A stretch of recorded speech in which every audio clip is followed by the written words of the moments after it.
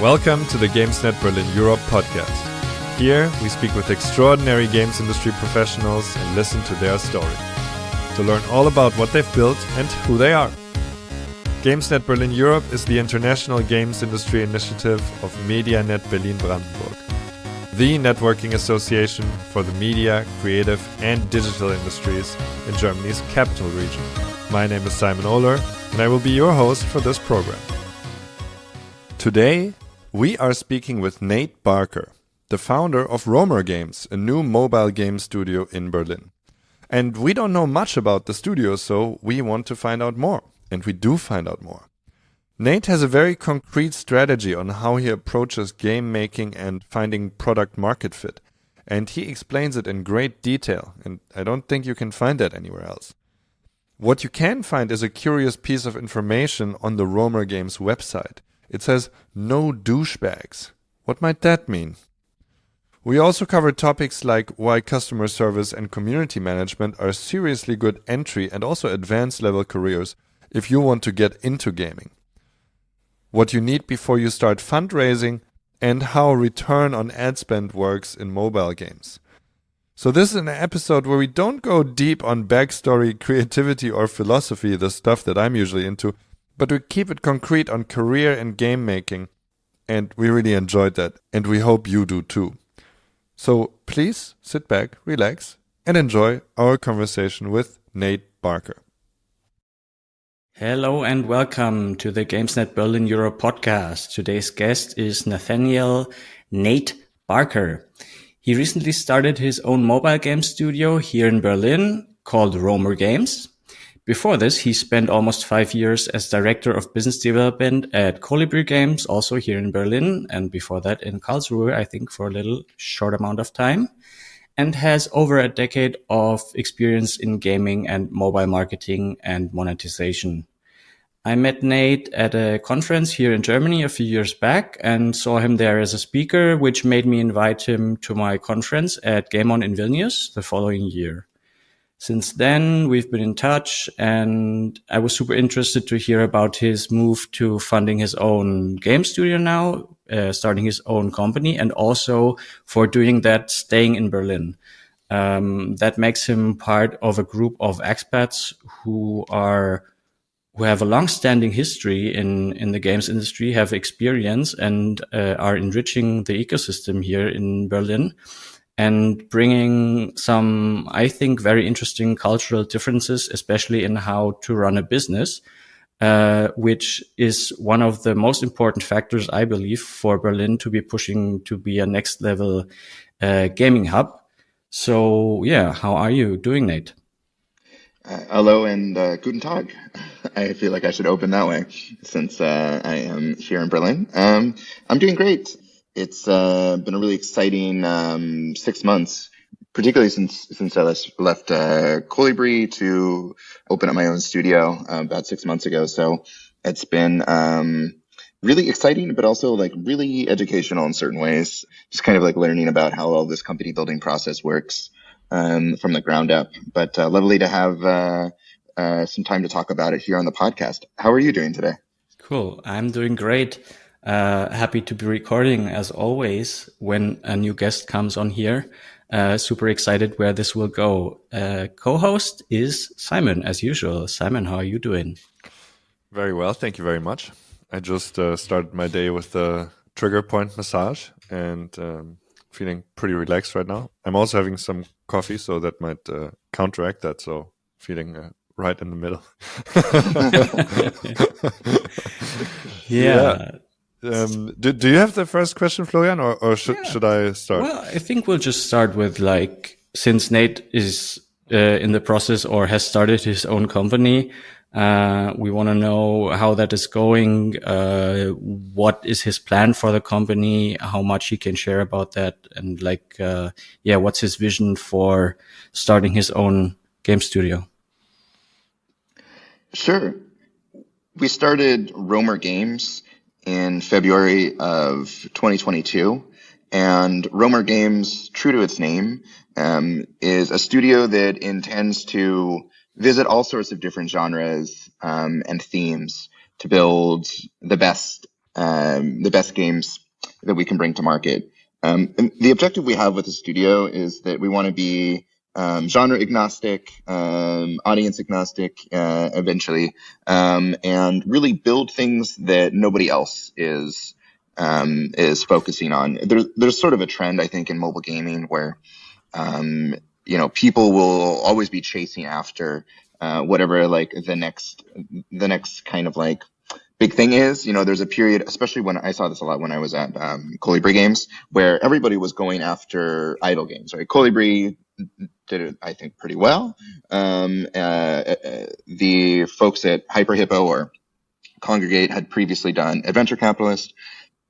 All right, that was like the order of operations. First was a venture capitalist, and then Colibri came out. There was some competitors that were making RPG idle games, but we just saw so many idle games. And it was the same thing with hyper casual when that started to develop, that there were just so many hyper casual games, and people were sort of chasing after it as the next big thing. And the big thing that we want to do with Romer games is to focus on games that aren't necessarily in the center stage of whatever like the new hot popular genres are or the new business models are, but are pioneering new genres, new mashups of genres, and looking to satisfy audiences that maybe are typically overlooked. So that means we're looking at mashups of things that might be a little bit outside the scope. So something like, a bubble shooter mixed with a progression game or a, decorate game, something like this, would be kind of like within the realm of what we're looking at.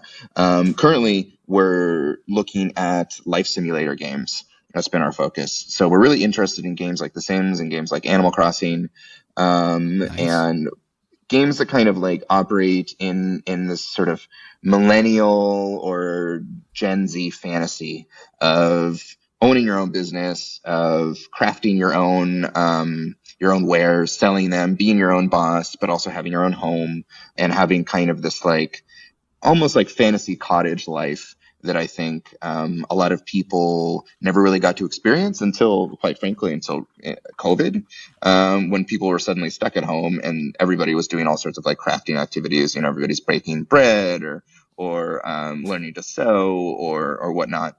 Essentially, like that sort of world. And we want to touch on a little bit of that and help people fulfill that fantasy. Whoa. I have so many questions. This is a great intro. Let's get into some specifics on this. Who is we? Sure. So we are 4 founders. So it's a friend of mine from the Colibri days. That would be Meadows. He's in charge of all of our art.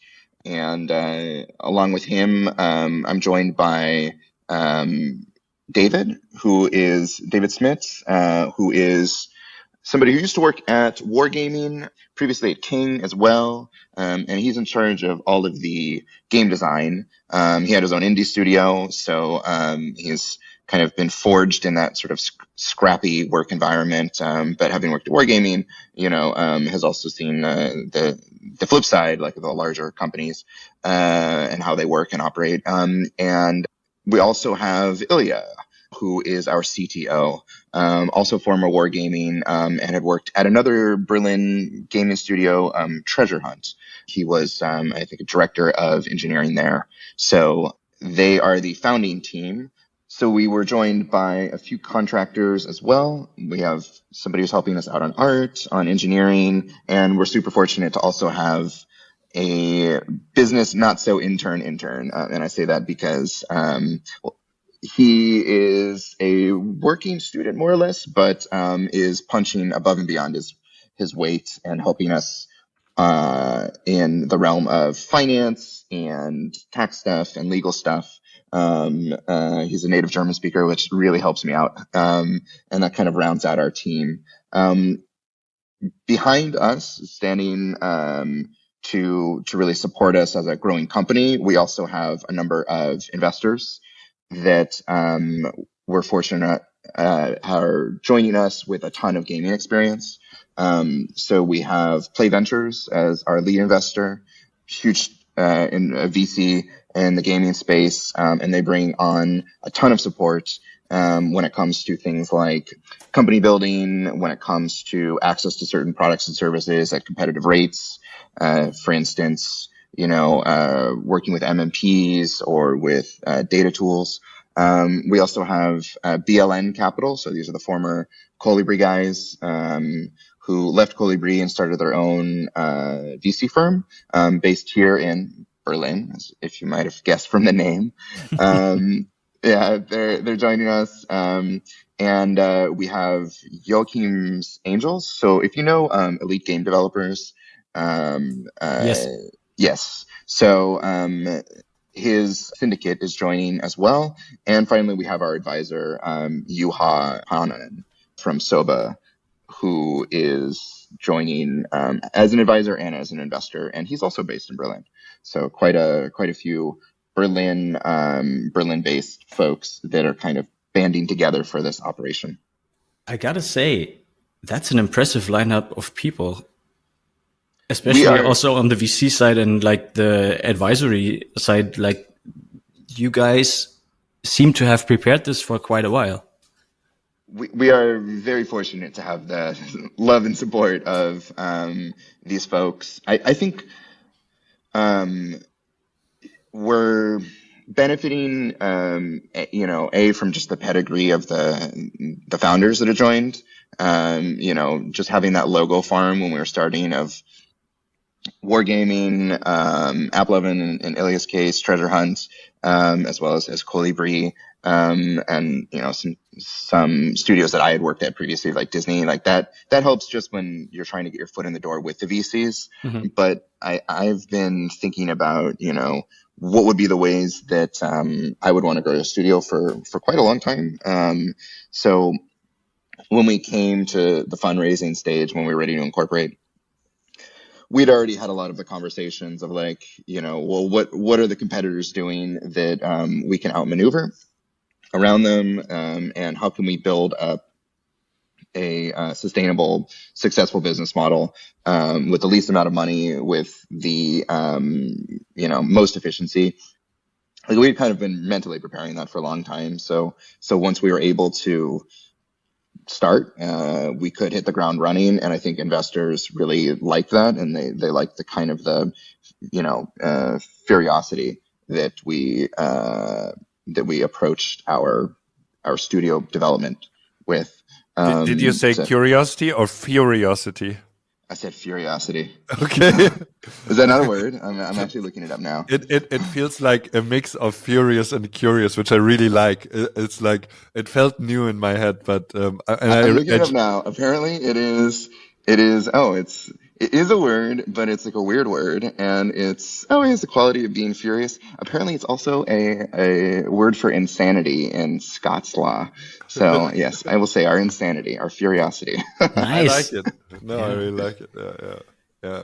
Okay, so as I interrupted you, you were saying that the VCs and the people that you were looking towards for support were like probably pretty happy, because it feels like you had this Michael Phelps like visualization of how you will move through the swimming pool that is your upcoming business, or the business world as well, like already visualized very well. That sounds like you downloaded the code from the Matrix or whatever. That's all the metaphors I have, but it really sounds like that you like really prepped on this, meditated on this before you went in.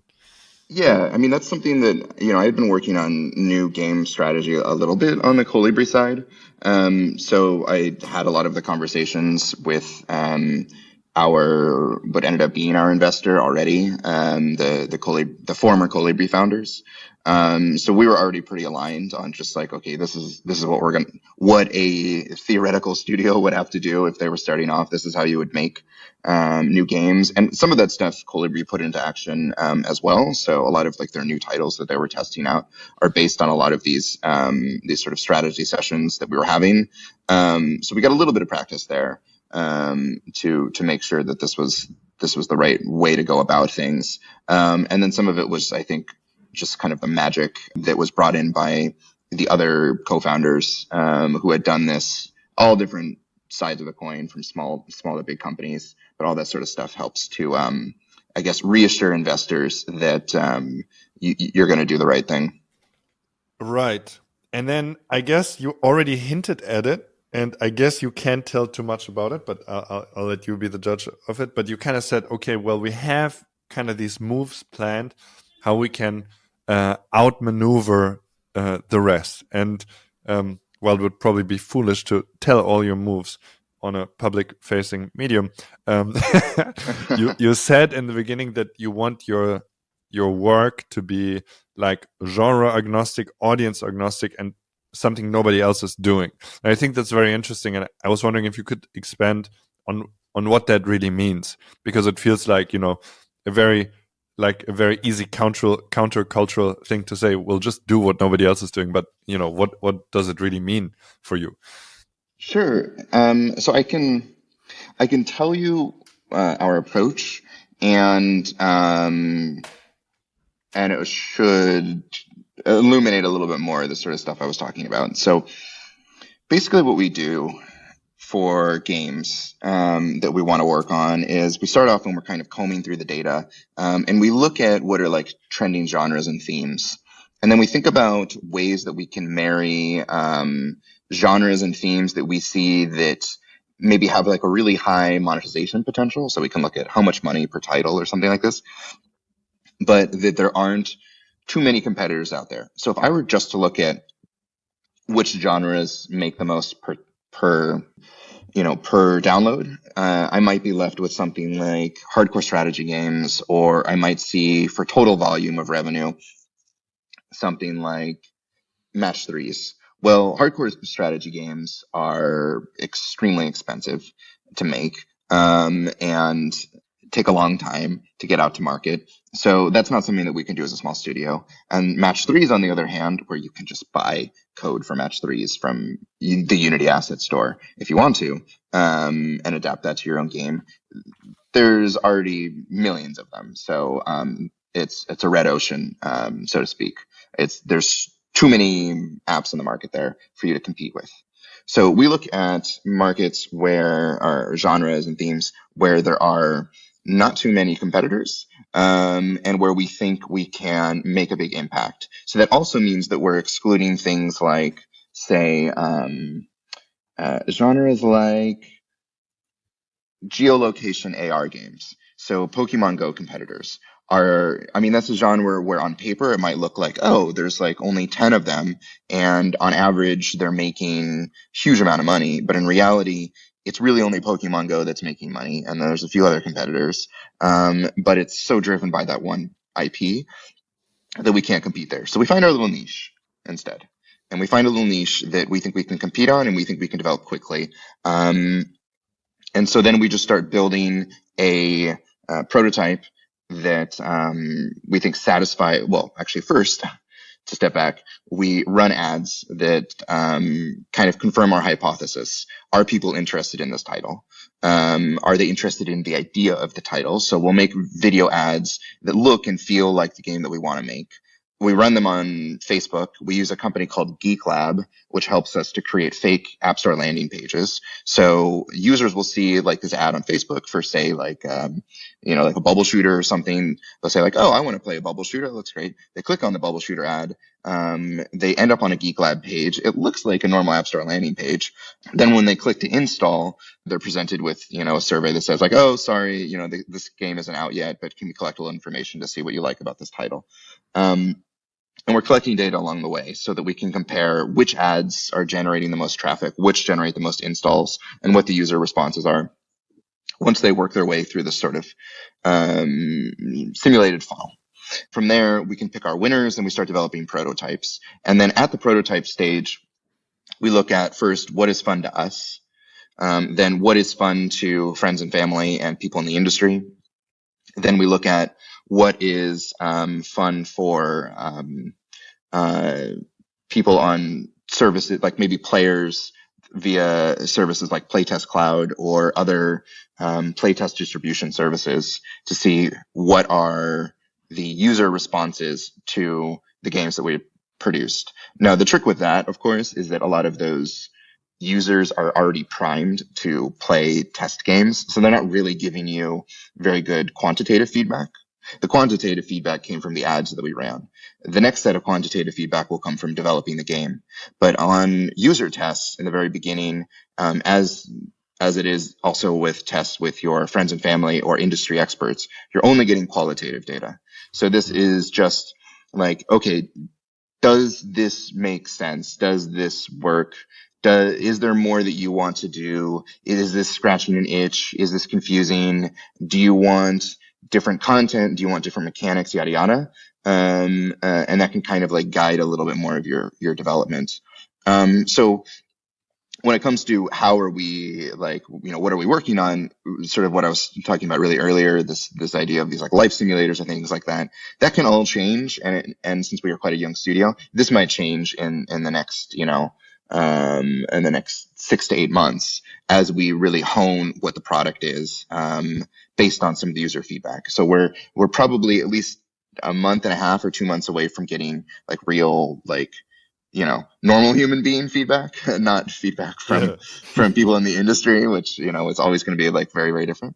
And that might end up like, adjusting our approach a little bit. But that's kind of like why we want to go in this direction. I mean, there's this tendency. I don't know if you ever watch like, kids, like young kids, playing soccer, football. They all tend to like just run after wherever the ball is. Like nobody like sits there and like waits over, near the goalie box or the offensive line just to get past to, or make an assist. Like kids don't really think that way. They just see the ball, that's where the ball is, and then they just run towards it. And there's like this tendency, I think, especially in games, where you see that happen a lot, where like the big thing comes out, everybody runs over there, but there's tons of opportunities waiting by the goal, as long as you're not offsides. As you can tell, I don't really play that much football, so I'm like really trying hard to make this metaphor work. I really like that you corrected yourself and went to the European football instead of soccer. I can appreciate that, although we are also agnostic on this podcast when it comes to that. I'm trying so hard. But yeah, I mean, you also mentioned Playtest Cloud in there, and like I see you're like really tapping into the whole Berlin, let's call it what city marketing calls it, games capital, like ecosystem. I really love that you are choosing Berlin as your home and as your like place of business, and that you're like incorporating it into your strategy that much. It's really cool, and that you bring all this experience, as I mentioned in the early beginnings. I think companies that have their stuff figured out as much as you do, way ahead of actually going and starting the company, are, as I mentioned, the thing that will definitely like help Berlin get to a next level. And I really see also mentioning the guys from BLN Capital, the former Colibri founders, now investing back into studios here in Berlin. That's stuff that I used to talk about like years ago with people from Finland, Sisu Games, like other people who, when Germany was always looking, and I guess we are still looking at this, like, how can we catch up to other markets or to other countries who have their stuff figured out a lot more. And one of the main answers was always, well, we had some people who were super successful, and those people started giving back and investing in small companies, making it possible for them to start out their thing. And obviously not all of them were or are super successful, but it really helps if there's those who made it are reinvesting and also guiding. So it's not dumb money, as you call it, because they also know what they're investing in and can help guide the companies. So I'm really excited about where this goes and about your approach. Thank you. It's very nice of you to say that, and it's very validating.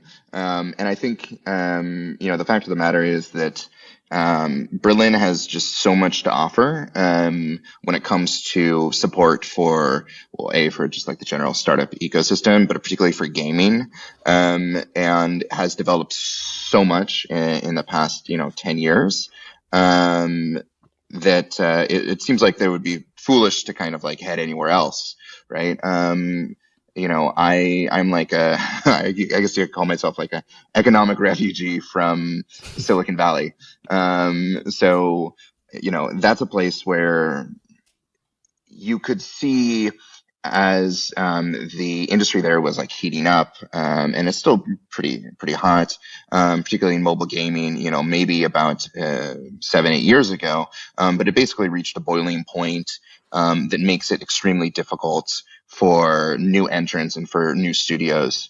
So I guess I get to pick on Silicon Valley a little bit since I grew up there.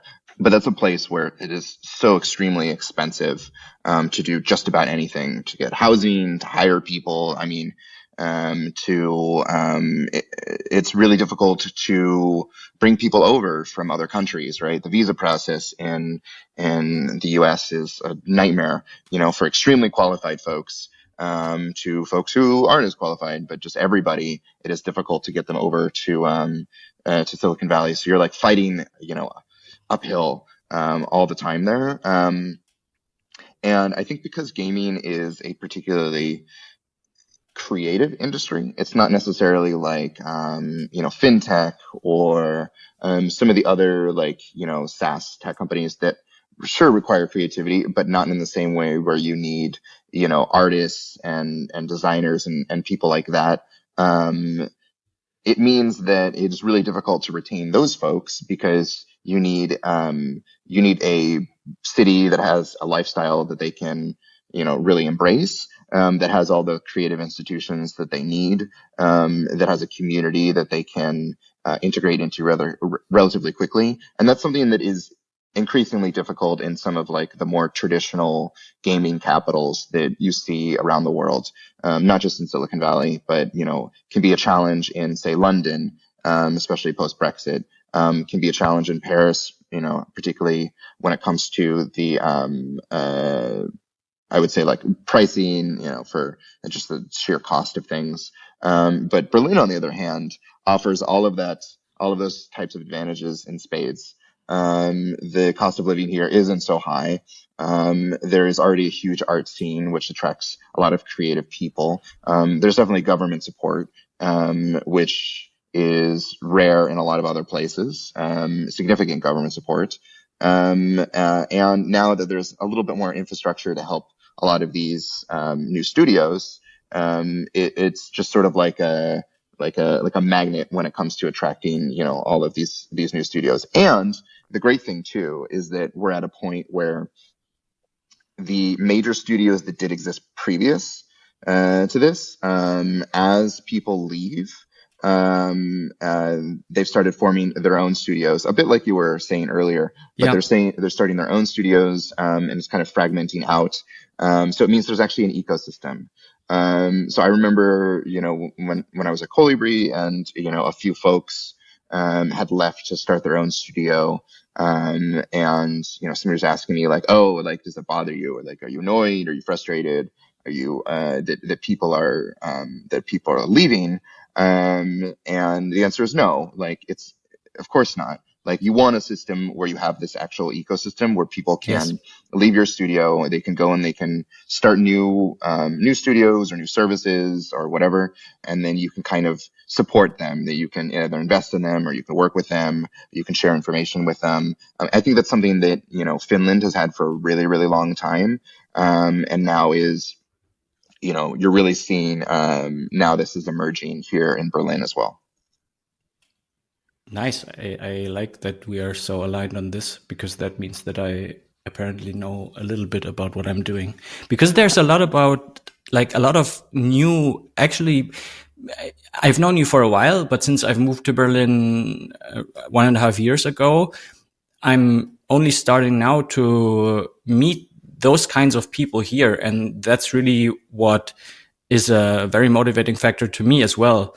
A lot of expats, a lot of people having worked in the industry for a while, at big studios coming and saying, "Hey, Florian, do you know I'm about to start a studio? We need advice on law. We need advice on accounting. Do you have contacts here?" I mean, Germany is a little bit complicated in that. We're not going to lie about it, but I really think that since it happens so often, I can estimate or see that it is a trend, and I think it just pushes the whole place. Yeah, I mean, you're right. Like, there's definitely some challenges in Germany. I think we've all had experiences with just like getting appointments for various pieces of the bureaucracy, or if you're not used to working with notaries, that can be kind of like a complex situation, particularly in our case, just because of the way that we were structured.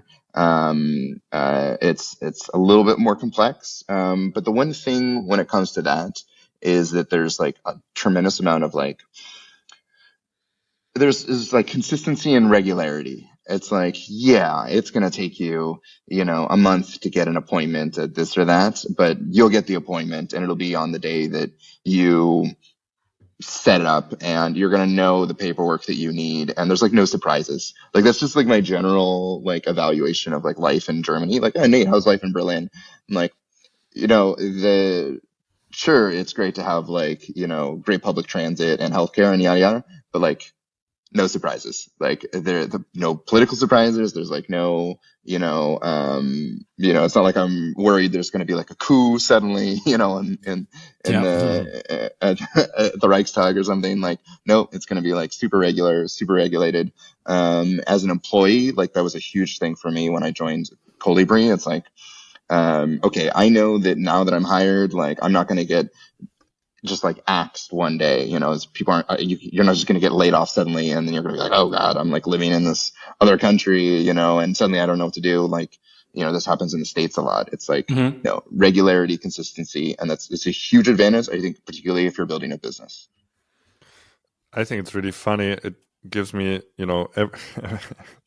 Germans like to complain about Germany a lot, right? And some expats do as well. But I feel like you're giving a very good, like a very,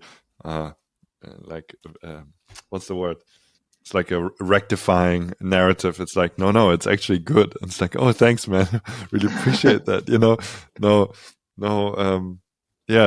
Many good reasons. That's cool. That's a good vibe. I like that. Yeah, I haven't heard such a good account of like Germany in a while. It's like, oh, okay, thanks, Nate. That's totally, it's easy not to see that. And I think, we hear, let's say, what I know way less about this than you and Florian, but I always have, while I was deeper in the games industry, I felt this fight. It's like, yeah, we need more government support and more funding and and there's like this push, right? But I always like when you sometimes can take a step back and, of course, without the push, you wouldn't get it. So I'm not trashing that, but it's good to take a step back and be like, but now we have government support, and there are very good labor laws. And, let's say a controversial point, maybe the cost of living in Berlin, which you called not so high, which many people here would disagree with because they've experienced, of course, it rising. But then, well, that's Berlin becoming more of an industry hotspot. It's still much less relative to places like London, New York, or Silicon Valley, right? So it's a good perspective. Thank you for that. And I guess what I was curious about a bit more to the game studios. I mean, I thank you first for explaining your process so in detail. That's super interesting. And then you mentioned the thing that you're most interested in at the moment, and I'm interested in that as well, and that's the millennial cottage life dream. And I guess together with the question of you described your process until where you are now, kind of like. Can you talk a little bit about what you envision in millennial cottage life dream games, and also how you envision actually going to market when it's time with the game? because that's kind of where your description of your process stopped. So I'm still curious towards the end of that story. Yeah, so our games, when it comes to the millennial cottage lifestyle dream, I think there are certain aspects, particularly in that, that make for good game development. For instance, I think a part of that is that users or players want to have a lot of like autonomy over their like space. So they want to be able to customize, and they want to be able to decorate. They want to craft. And that works really well for kind of like the life simulation games. I think they want a lot of autonomy just like over their like day to day. So, you want to be able to run your own business, or choose your relationships, or kind of like have interactions that are maybe more on your own terms. And in certain cases, there's a lot of opportunities also for like UGC, for user generated content that can come out of stuff like that. Obviously this type of mindset doesn't apply to all games and genres. So we are testing actively other genres and themes, in case this hypothesis fails and we're incorrect about what the market actually wants. So something like a shoot 'em up, or, flight simulator or something like this, like that's not really going to be a part of this vision. So we'll have to kind of adapt to the other types of audience or genre there. But we're really focused on this. And I think there's other things that come into this. There's a sense of coziness that I think people really want. It's not necessarily like cute, but it's cozy. It's like, oh, this is nice, and everything is in its place. And I have, filled up every inch of this with like, things that are designed to like make me happy and make my character happy. And I think that's a big part of it. To answer your other question, so the stages after stuff like Playtest Cloud are basically just running the games, pushing them live. So I know that like back in the day, there was this period. I started my career at Disney Mobile, and when I was at Disney, like Disney had a very traditional approach to media in a way, which is that you don't want to sully your reputation by doing something in a major important market too soon. So if you were going to do a launch, you wanted to do a soft launch first, and you wanted the soft launch to be in smaller markets, like, and you would hear this all the time, Australia, New Zealand, Canada, and maybe the Philippines. And there was this mindset for a really long time that any of your soft launches had to be there. And you'll still see this with companies like Supercell or some other like major gaming companies. There is probably a valuable strategy there. There's probably it makes sense for certain types of studios that are really, really brand and image conscious. But for us being a new studio, like we don't necessarily have that need to like hide things. So we're just launching straight in major markets, UK, US, probably Germany, France. And then from there, we can just gather data immediately about stuff that's important. Day 1 retention, day 7 retention, ad engagement, ROAS or percent ROAS, or so that's a return on ad spend, right? So if I spend a dollar to get an install, I want to see how quickly I can get that dollar back. Is it within, if I'm getting 30% by day 3, like that probably looks pretty good, or by day 1. But how long does it take me to get 100% of that ROAS back? And then, of course, how long does it take me to get greater than 100%? For really competitive gaming genres like casino, you're looking at 365-day, 100% ROAS, meaning it will take you a full year after you acquire a user to earn back the money that you spent to acquire that user. Wow. So those payback windows are insane. And even for some new genres, merge games can be like that, which can be challenging. But so we're looking, data like that, and based on the data that we get back, then we'll adapt our development process around that. I want to jump in here quickly because when we are throwing around like abbreviations for stuff, you mentioned ROAS there, which is return on ad spend. Since you are an expert in this, and we usually also have some listeners who are not super deep in each and every topic, can you explain a little bit about, I guess, like the system of how mobile gaming differentiates itself from, let's say, console or PC gaming in that sense? Because like stuff like those abbreviations like ROAS, that comes usually from the mobile games, and it's like if you are at a conference, you are talking to people who know about that stuff, but as, let's say, a sort of little bit educational podcast, can you explain a little bit about that ecosystem, how that works, like how it differs? Sure. So gaming has the advantage that there's a certain permanence to the apps on your device. So in order to play most games, unless they're streaming games, if you want to play a game, you have to go to an app store, and from there you need to install the app, and then you need to open the app on your device. As I mentioned, there's some folks that are doing streaming. Maybe you see on Facebook, you can stream a game, or like, there's some web pages where it's possible, but 99% of games, and certainly 99% of the revenue, is all coming from games that you're installing on your device.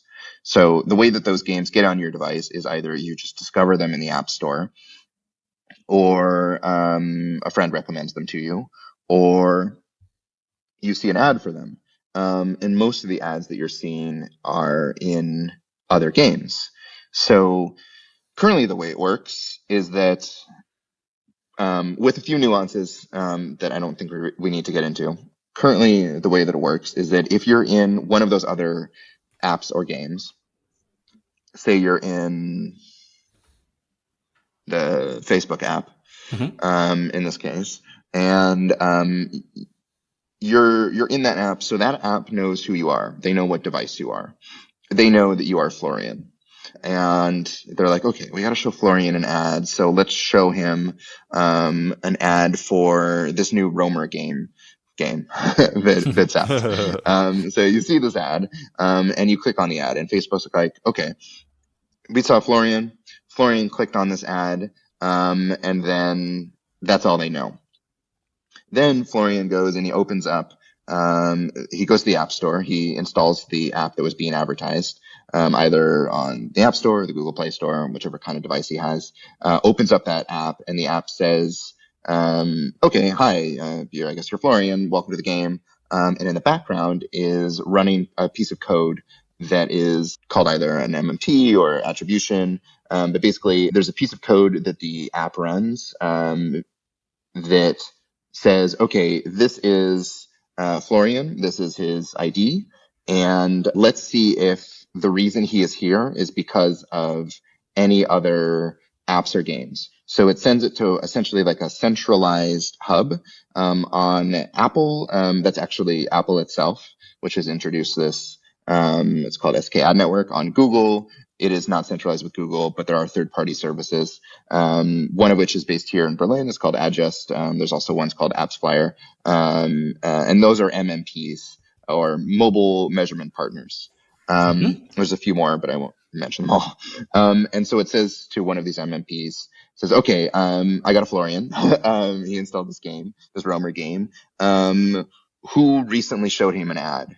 If it's really simple, it's just Facebook, and Facebook says, I showed him an ad, and so Facebook is going to get compensated for the install. If I said I want to spend $1 for every person who sees my ad and installs it, then Facebook is going to get paid $1 in order to facilitate this install.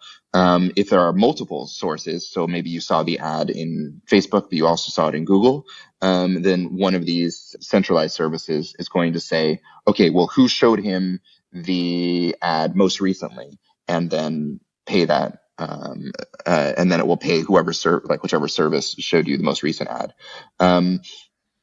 So that's sort of like this attribution side of the equation.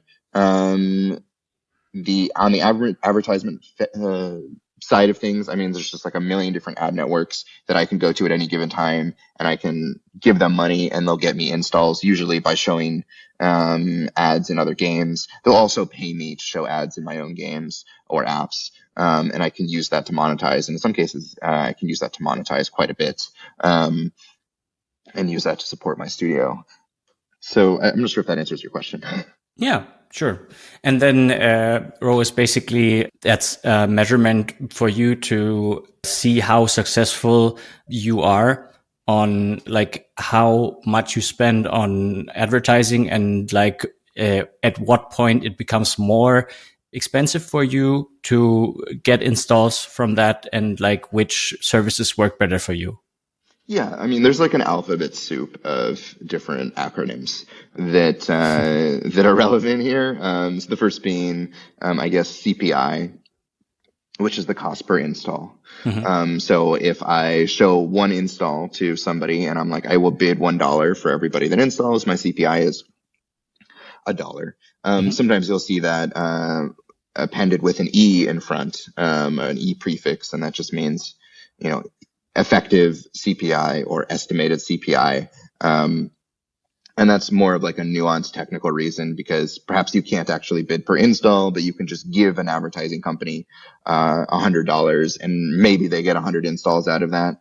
And then your effective CPI is $1, but you didn't actually pay them per install. You just pay them some other way. Then the ROAS it would be your total spend, and how long it takes to get that back. So if I spend $1,000 and I get that money back within 30 days, and I get all of that back, I have 100% ROAS, 100% return on ad spend. But of course I want to make a little bit more, so I want to get 110 or 150, depending on the margins that you're looking for. Right. So, and sometimes people will change that and they'll use ROAS. You'll see like ROAS used to mean like what is the actual margin, which makes it a little bit more confusing. So somebody will say they want like 30% ROAS, but what they really mean is 130%. They want to make all of their money back plus a little bit more.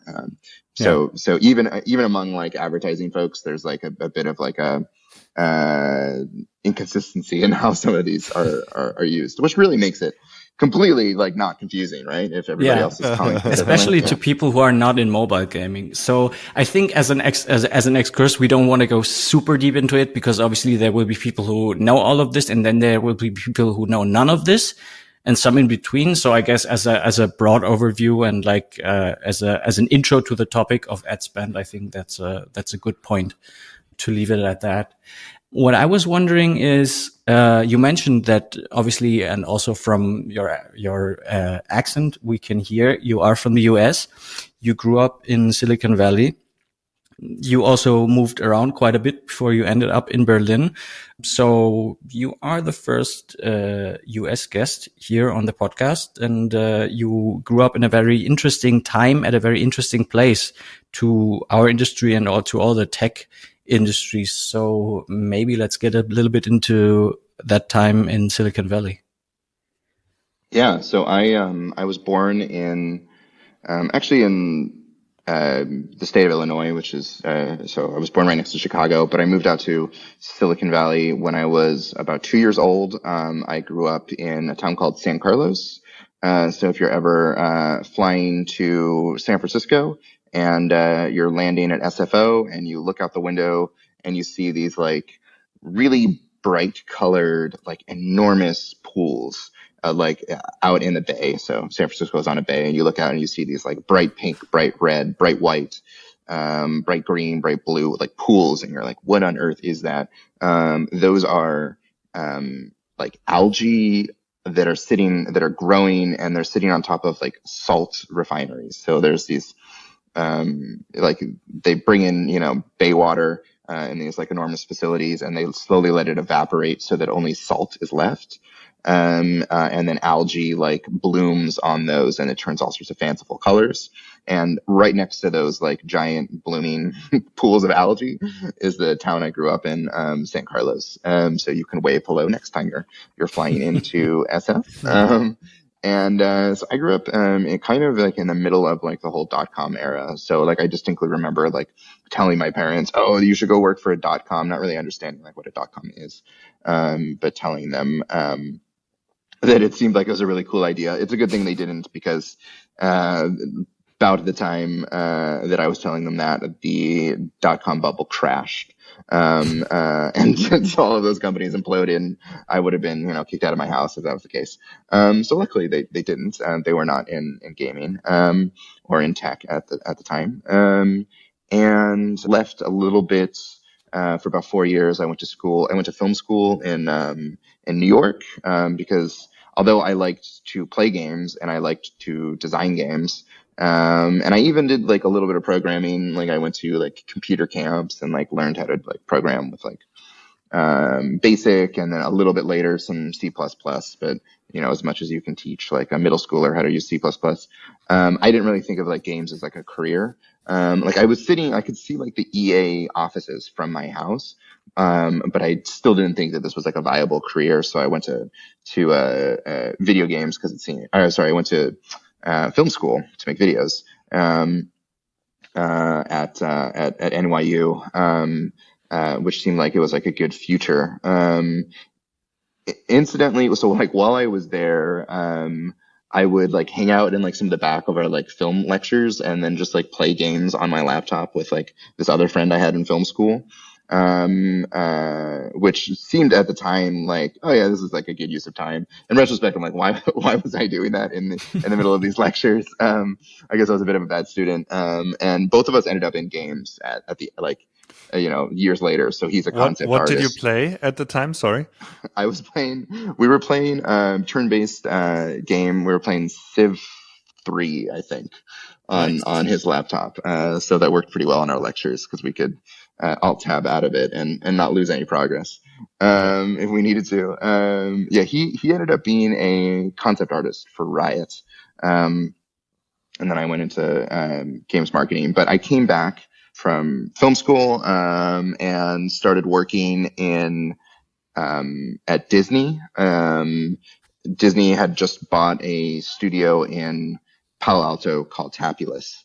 And I had a middle school friend who was like deeply into designing app icons for like just Macintosh computers. Like it was cool to have like a trendy like icon for your hard drive, so that instead of like a little picture of a hard drive or a computer for your Macintosh HD, it was, like a world, like a globe, or it was like a book or a library, whatever kind of thing. And he was like deep into this like world where he was making all of these icons and like selling them. And he parlayed that into a job at this little studio that called Tapulous. For those who don't know, Tapulous was one of the first mobile game studios on the App Store. And the way that they started was actually a bit similar to, in certain ways, I think, to how Romer's started. In that Tapulous, the founders just, when the iPhone was announced, they went out and they bought 30 apps and games, and just a bunch of random apps and games, like completely random. Anything from like, primitive social networks. There was sort of like an app that was like kind of like Instagram before there was Instagram, to one game called Tap Tap Revenge, which was just like it was like a copy of Guitar Hero or Dance Dance Revolution, but like for your phone. So they bought this, and then the App Store launched, and they put these apps out. And of all of the 30 apps and games, the two that worked really well was this social media app that worked okay, and this game, this Tap Tap Revenge game, that worked extremely well. And like it worked so well that like Steve Jobs played it like on the stage for one of his events, for one of the Apple events. And so they had this studio, and it was like going gangbusters when the iPhone launched. They hired this guy that I knew from like middle school who had been making these icons because they needed just like a graphic designer, and he was really talented. His name was Ernest Liu, and they hired him. He's like, this is cool. I want to get my other friends to work here. So he brought on his friend Robert, who was like a engineering. He like dropped out of college to be like an engineer, went and worked for this company for a while, who brought in another friend who then brought in me. So I was like the fourth one of these people. We all went to the same middle school. So like my friend Elliot had like brought me so in, nice. and yeah, working like, so with the homies. It's so cool. It was a bit absurd, you know. So I worked there, and I just worked for them as like a social media community management intern, because I wasn't a graphic designer and my coding skills had not yet progressed from and really still haven't progressed from when I went to like computer camp, 6 years earlier. So I applied myself by working in social media and community management, which ended up being like a really, really good introduction to just how studios worked and how games worked. You see a lot of the process of making a game, and it's like a great place to learn because. And so I like recommend to people who like want to get into gaming but don't necessarily like know where to start that places like QA or community management are really, really good. They're good places to start a career because you get a lot of exposure, but they're also great places to, grow and continue your career. There's a great career path that is just focusing on community, and community management. I think it's a really essential part of a game studio. So if somebody is interested in that, I'm happy to talk to them about it, but that's where I started. Yeah, and I want to quickly jump in here because I know that this bit is important to you, and I'll just second that in a way, because when I started working at Twitch, and I was called a localization manager, which was I was like a maid for everything in Germany, right? I was just the German guy, and well, I ended up being the partnerships manager. So that was much more like creator partnerships, which is something that, well, in many ways, I think in the creator economy that exists now, I think Twitch kind of like pioneered a lot of that. I guess YouTube probably did as well, but Twitch was always a bit closer to the creators at scale. But yeah, part of that was also doing customer service, like straight up answering some tickets, which was, if you have to do many other things, that was pretty annoying. But it actually taught me how to work very efficiently in communication. If you go to a good customer service, for example, I recently returned something on Amazon and they're extremely good. It's very scripted, but also very personal. So there's like a really good communicative path here to follow, I think. And then I guess I haven't experienced that, but if you're working on closer to developers, at Twitch, it was more like a people and community thing. I didn't experience, the app being made that much, even though a little bit, because I did like some product posts and blah, blah. But I guess if you actually want to make games and you can it's your job to communicate the game development and proceedings, how that's going on to the community and potential customers or people that are already kind of invested, I guess you learn a lot about this process. And I feel like that's also what you're saying, Nate. Yeah. And we can actually make this a full circle, because the way I started was also like a social media manager, and I had no idea about coding, no idea about graphics, art, whatever. Just started to doing some office work, and like I needed like content for social media, so I just started like a development blog. And since I didn't know much about games, I just interviewed the guys from the studio and like had them tell me once a week what they were working on, let them explain it a little bit to me so I could write it in the blog, then use it for social media and other stuff. And so from that, I actually learned the basics of game development and how a studio worked, while also creating content for our fans. So if you have sort of a like side role at the beginning, maybe where you can like test out and like hone your skills in a way, but also get to learn a lot. I think games are one of the industries, and we had many guests on here who would echo that, to like really get into it without having the specific skills needed for maybe programming or the arts. And last thing on that, if you want to know about really, really, really good community management, and that goes for the listeners, maybe also a tip for you, Nate, go listen to the episode that we did with Philomena Schwab. She's working on the Wandering Village, the village builder on the back of a giant creature game. And they have like a crazily active Discord. You've never seen it before. So they're doing something right. And she explains some things in that episode. So there's definitely, just like you're explaining very well your process of starting a company with like a bit ahead of the curve, she kind of explains a lot what goes into really good community management and engagement. And I think there's a lot to learn there. Oh, this game is beautiful. And there's a Mac OS version. Okay, so I can actually play it. Yeah, I will check that out, as well as listen to it. That's super cool.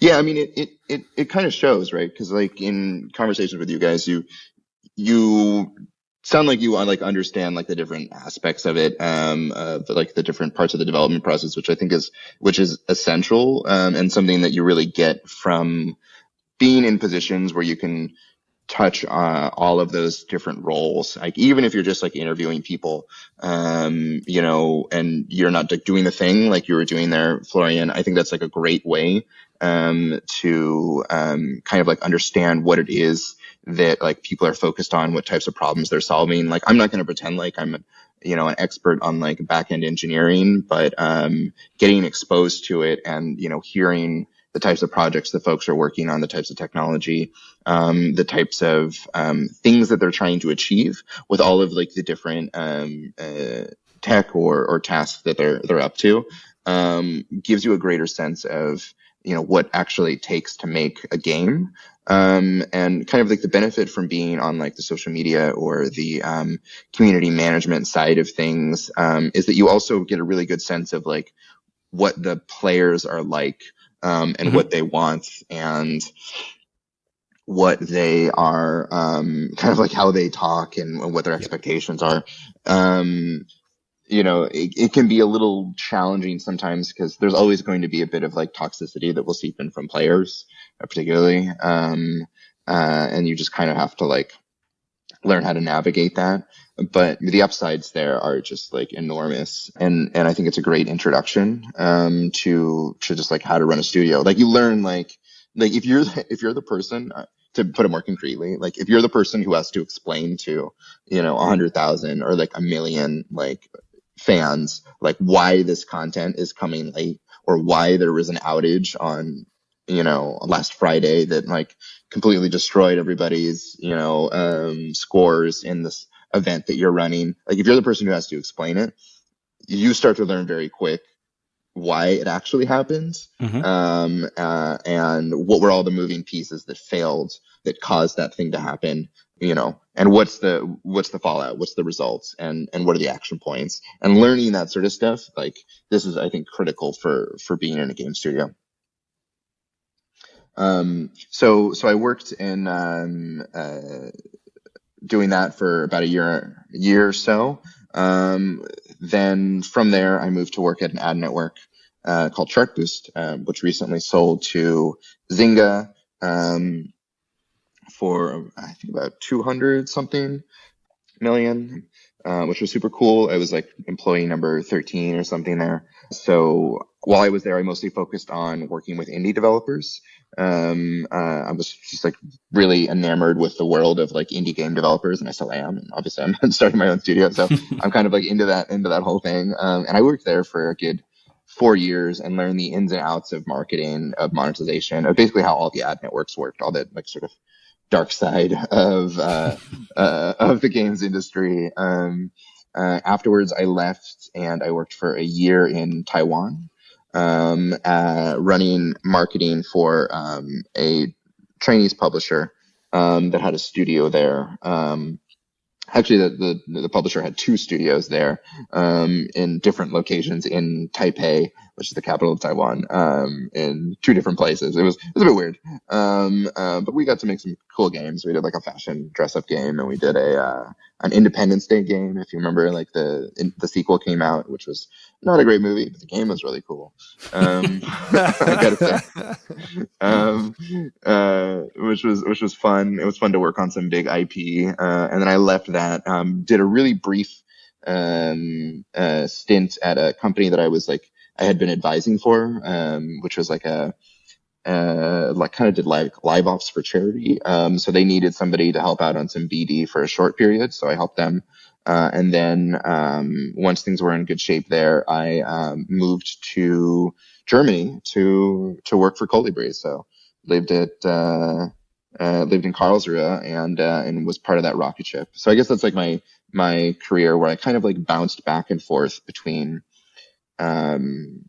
studio side and like games services, and just like moved kind of back and forth, particularly on like the marketing monetization line, which got me a lot of really good exposure, and I think was part of the reason that when we got funded, we were able to get such great investors, is because we came in with like a full deck of people who had done some of the things. Like you'll see this a lot when people are like raising money. Like a challenge that they face is that they are lacking one key ingredient. So sometimes it's a bunch of business people, but they don't have an engineer, or it's engineers, but they're doing programmer art or something, and they need to get an artist. And you'll even see some VCs will still fund those types of studios, but they'll say, okay, we're going to put it into the terms of our funding that, like, if you don't have an engineer, then you have to have an engineer.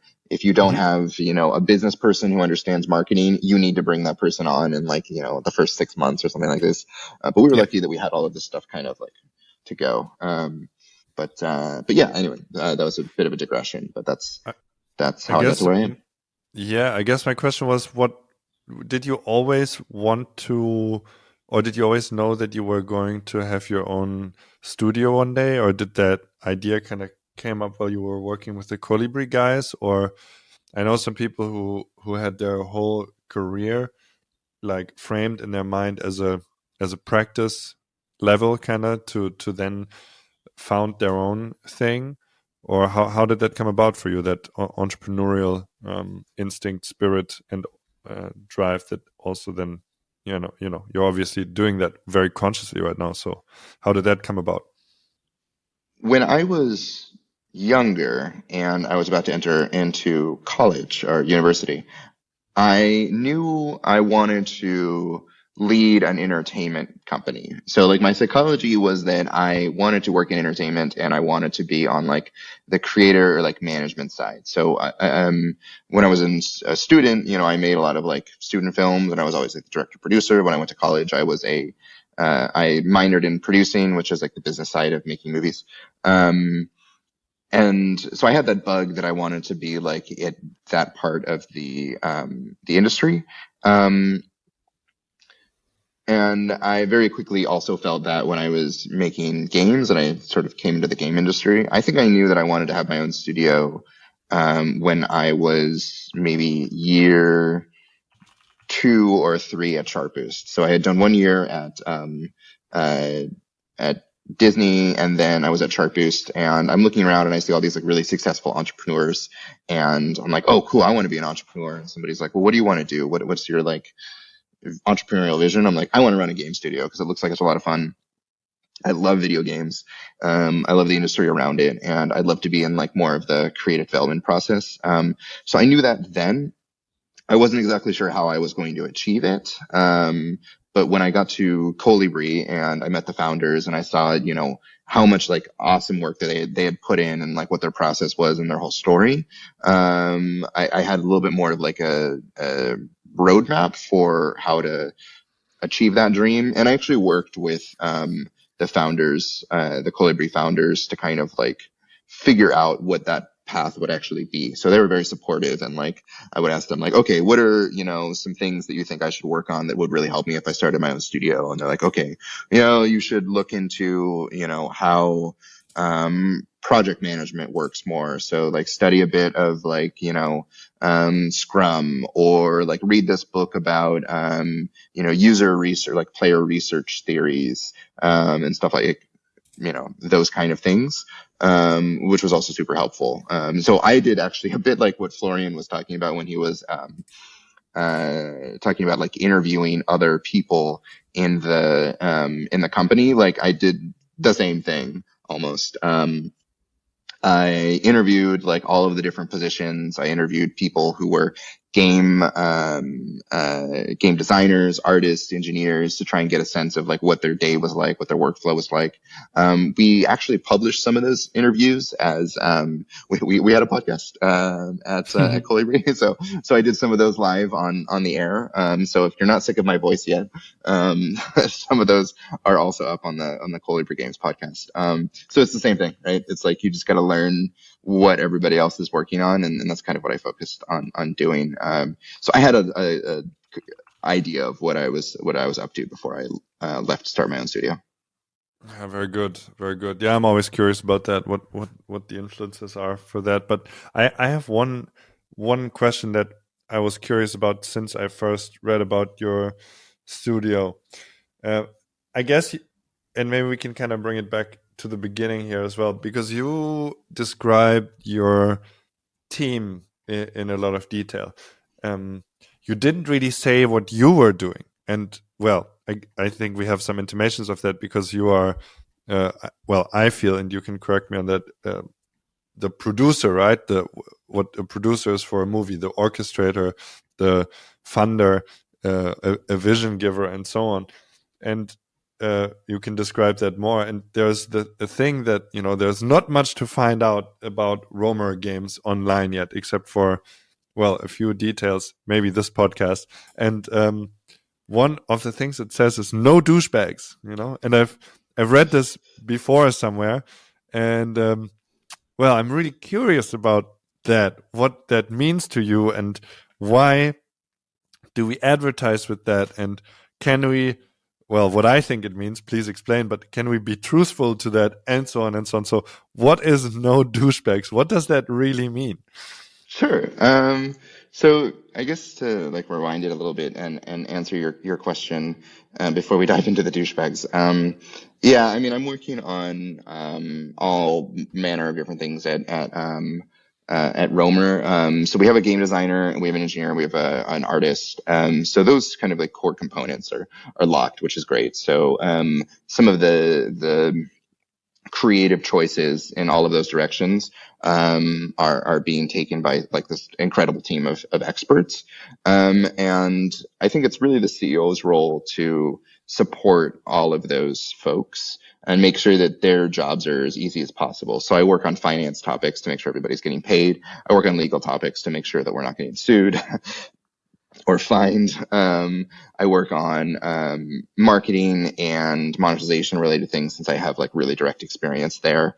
And then anything else that's like random that comes up, I'll work on. So if the game designer says, hey, I need a list of, you know, all of the most common professions, you know, in G20 countries, so that we can like develop, you know, different professions for the simulation game. Okay, I'll do that. Or if the, you know, CTO says, hey, I need a new engineer. Can you help me do some recruiting? So I'll do HR and recruiting. So it's like a lot of like these sort of like random bag of things. Like every day for me is different, versus I'll talk to my CTO, and like every day for him, he describes as like Groundhog's Day. You know, he gets up, he makes some coffee, and he sits in and he starts coding. And I'm like, are you okay with that? Is that all right? He's like, yeah, it's great. It's great for him. He just wants a lot of consistency. My day is the opposite. It is a completely random set of things.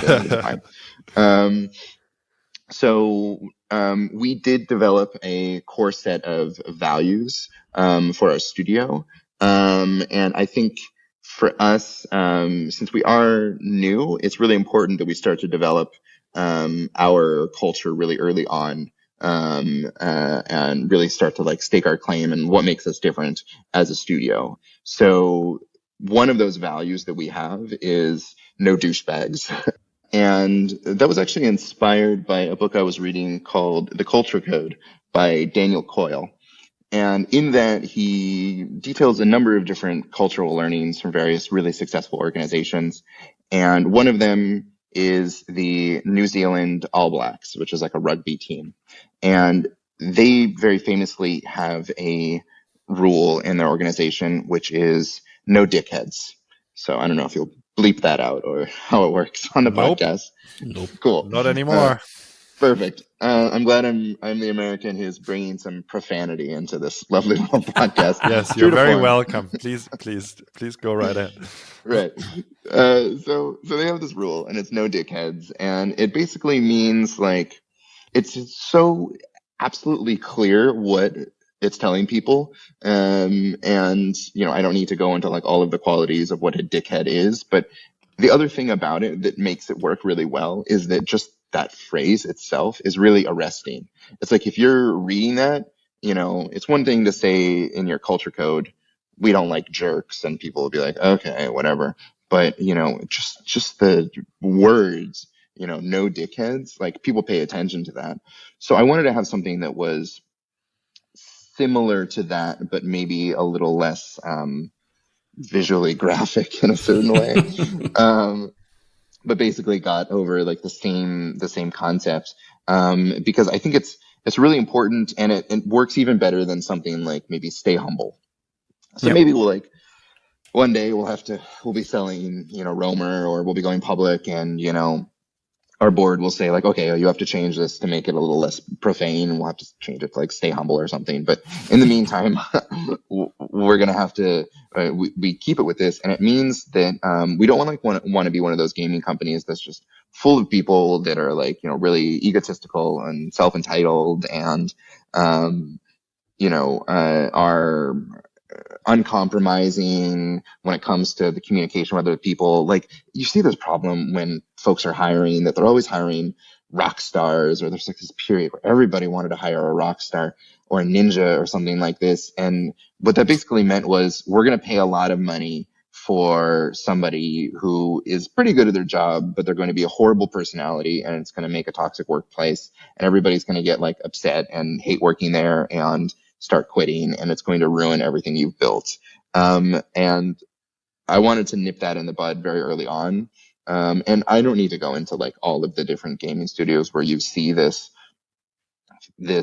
failing, and people, definitely have douchebags, but if you open up any like industry rag, you'll see at least, once a week, some report of like either a lawsuit that's getting fired or, something along these lines. And I think it's hugely a part of industry culture and studio culture. And that's something that we wanted to avoid with this line, no douchebags.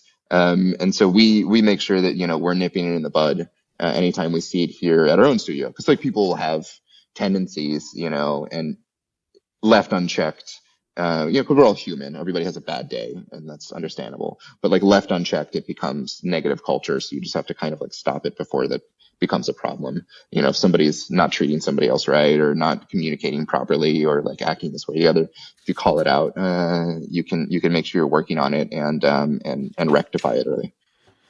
Yeah, gotta pull those weeds out of the garden. Yeah. Good. Okay. Absolutely. Well, I have many questions about this, but I don't think we will have too much time. So, Florian, do you have a last question before we move on to our essential questions?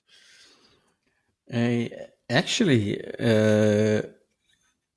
I don't know how short you can explain this, because we cannot really open up a huge new topic.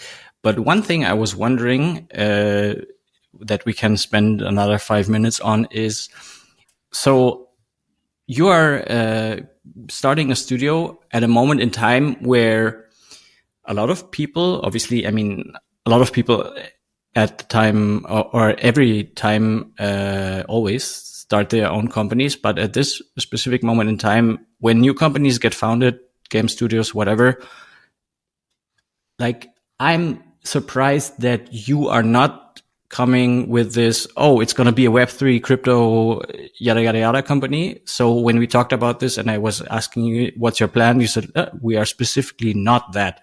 And so I want to highlight that, because whenever I talk, and I talk to a lot of people starting their own companies, I often get this, oh yeah, we are doing this Web3 thingy, yada, yada, yada. Fine, do that. Why are you not? That's a good question. When we were starting, we definitely asked ourselves if we wanted to pivot or include some sort of like a Web3 element. And for people who aren't super familiar with it, basically Web3 and blockchain or crypto or NFTs, they're all kind of in this intersection of this like tech concept, which is play to earn or play to own. And there's, again, a bunch of nuances there between all of them, but essentially all of them are saying like, hey, wouldn't it be cool if there was a distributed ledger that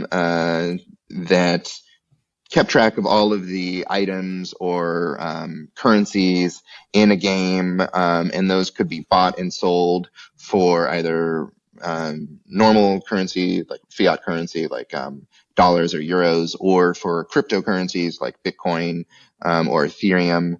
And then players could play the game and they could earn those currencies and they could resell them, or they could earn special items like, special swords or special badges, and they could resell them or reuse them or blah, blah, blah, blah.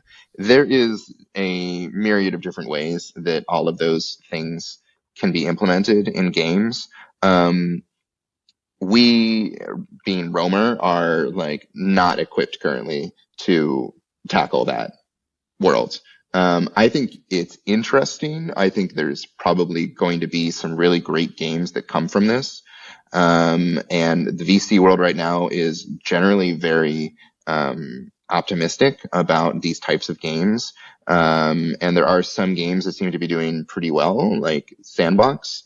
But we're not nearly experts. And I think a big part of it is that we wanted to be true to ourselves and understand what our limits are. And just like we're not going down the route of creating like massive strategy games, then we're not really in the position to be like making Web3 games, because like, I don't even have like a crypto wallet. I'm probably like the worst person to make a game about it. Nice. Which again also just underlines, to finish this up, like why I believe you will have a successful company, because you know exactly what you're doing. That's very optimistic. I hope you are right. But thank you for that generous statement. It certainly sounds like it. And to round it up, we like to ask some essential questions. And they're kind of like quick-fire questions. And we got to keep it a bit quick-fire today, because we are a bit out of time. I hope that's fine. I will start, and then Florian has some for you in the end. Are you ready for some essential quick-fire questions? I'm ready. Alrighty. First question. What inspires you? I am inspired by art and history and my wife. Was that the level of quick that I should do? Okay. Yeah. What is the purpose of your being? The purpose of my being is to bring entertainment and joy to as many people as possible. Nice. What is a beautiful day to you?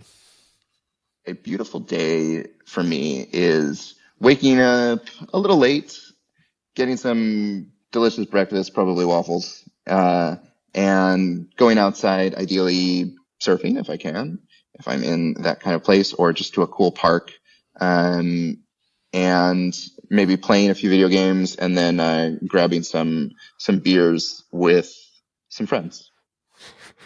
No work in there, I see. Well, Beers can be work. Surfing can be work. Surfing can be work.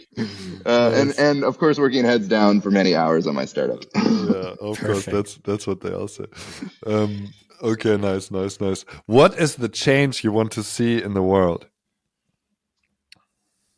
I would like to see people happier, relax a little bit, maybe be a bit kinder to each other, and kinder to themselves and kinder to the environment, which is like a really big ask. But all of those things would be really nice. I think people could stand to like slow down a little bit and maybe appreciate like all of the things that we have as like a society, and how far we've come. And how do you contribute to that change you would like to see? I contribute by making games for devices that won't that will fill landfills for millennia. I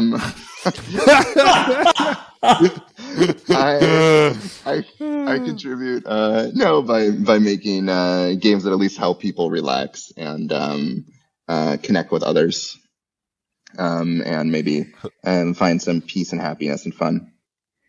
Awesome. Oh, it's so funny. A little bit of a different gear. If you would start a new save game in your life right now, or like a new game plus, what occupation would your new character have? So if I just had to do a new save game, I would just do the thing I'm already doing.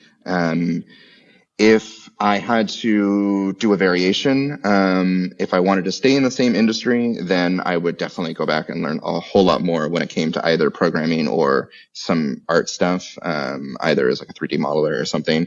But if you're like, no, Nate, you need to pick something that is not gaming, then I guess I would look into being something like a doctor or something that is like very different, but also very helpful. And you can give back and learn a lot.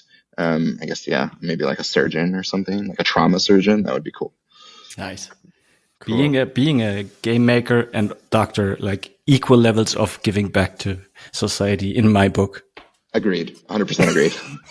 You're welcome, is what I have to say. You're welcome. I know you read a lot. Do you have books that you often recommend or that you like to gift to people? You can say 1, 2, or 3. Sure.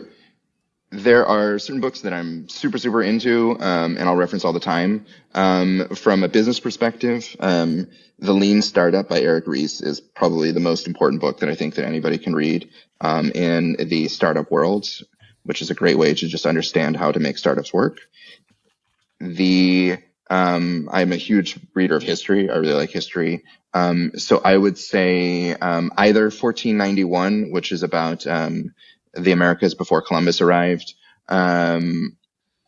or maybe Prisoners of Geography, which is just about how all of like societies develop according to, and like geopolitics is maybe defined by certain geographic needs. Like if you're in a place with, a lot of water, then, maybe you're a society that grows up and, it's kind of like a trading society or exploration or blah, blah, blah. But it's like really interesting from history and politics. And then the last one I would recommend would be Flatland, which is a book about, it's sort of like a sci-fi book before there was like really sci-fi. It's by an author named Edwin Abbott, and the premise of it is that it's kind of math. The premise is that there is a circle, or I think it's a square. He's a square, and he wakes up, and he is introduced to the concept of other dimensions. So he's 2D. He's like on a piece of paper. Yeah. And he finds out that there's like this world that's like, people on a society on a line, and there's like all these dots on a line, and they have like a kingdom. And then he meets a being that is merely a point that exists in space. There's no dimension to him. And then he also like goes and he journeys and he finds like a 3D world. And he has to like try and wrap his head around what it means to be 3D. And I think it's just like a good way to sort of like, it's like a real like entry level kind of like philosophy of like what are the things we know and we understand and things we don't know but we have to like understand that we don't know them. It's a cool book. Very funny. Cool. Short title here: A Mathematical, Satirical, and Religious Allegory by Edwin A. Abbott. Never heard of it, or maybe like from the corner of my eye. So nice reco. Thank you very much. Nice. Now we get over to some more, which is the first one. What are your favorite games? Same kind of question. Also 1, 2, 3. Sure. My favorite game on mobile right now is probably Polytopia, because it's like a cool strategy game. What's that called again? Polytopia. Oh, Polytopia. Yep. Also on PC, I would go with Civilization 6.